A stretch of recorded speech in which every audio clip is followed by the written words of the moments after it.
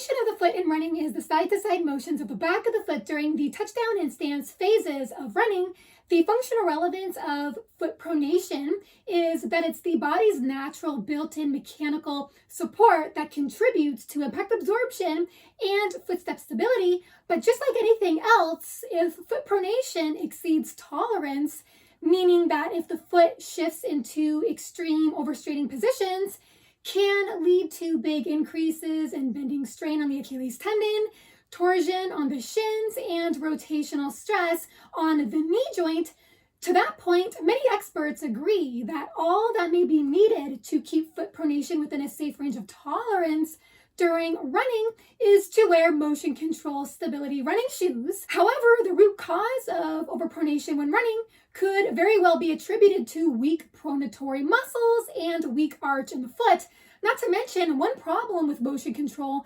stability running shoes is that they're often very stiff and very narrow and thickly cushioned, causing the feet to be very limited in physical and sensory engagement, which in turn may reduce intrinsic muscle activity throughout the foot, which may decondition the foot's muscles, especially the foot's pronatory muscles and the arch. And of course, injury can easily stem from having weak feet in general. To this point, a 2015 study published in the European journal Sports Science, which is linked down below this video in the description box, found that low intrinsic muscle activity in the foot was a significant producer of weakened components of the arch, which led to insufficient shock absorption and increased overpronation during initial weight bearing at ground contact during running. But the good news is there's research that offers a more definitive connection between increased barefoot activity and better pronatory control of the foot, whereby a study by Miller et al. 2001, which is also linked down below this video in the description box, found that strong foot ligaments provided enough passive support to keep pronation within a safe range and maintained the structural integrity of the entire foot, suggesting that a stronger foot may be fully capable of reliably stabilizing foot pronation instead of relying on motion control stability running shoes, of which to date the benefits of these particular shoes remain unclear. So what's the fastest way to get important growth in intrinsic muscle and pronatory strength of the foot?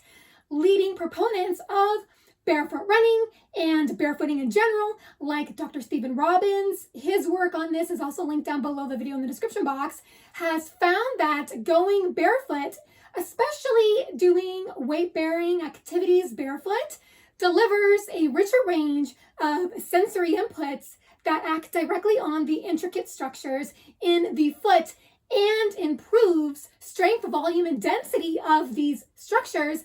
Barefooting does this by improving nerve stimulation throughout the foot, which promotes contractions in the foot's muscles and soft tissues, which stimulates them to strengthen and also stimulates the circulation of nutrient-rich blood more efficiently through the foot, which also helps keep the foot's blood vessels healthy. It's for all these reasons that it's becoming increasingly recognized that the sensory inputs unique to barefooting may be arguably the single nutrient most strongly associated with better nerve connections and vascular networks throughout the foot, and therefore a functionally stronger, more enduring, more tolerant foot. The enhanced nerve connection and circulation throughout the foot, driven by the heightened sensory input when barefoot, are also important in helping keep the pronatory muscles and the arch of the foot strong.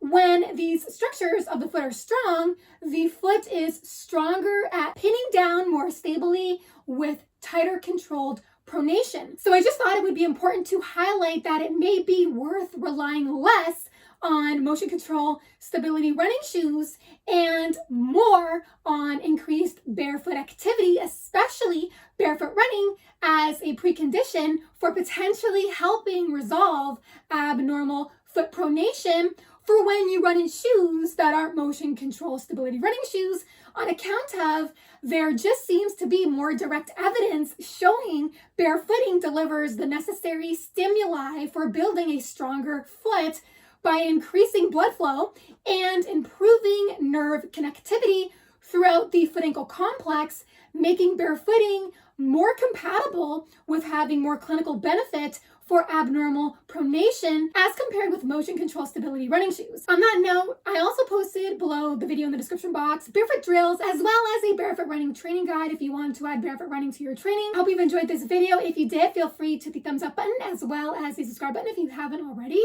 where you will stay more informed on the health benefits of barefoot running and minimalist running, as well as more informed on forefoot strike running versus heel strike running. Thank you so much for listening and watching. Have fun out there on the roads and trails. Bye for now.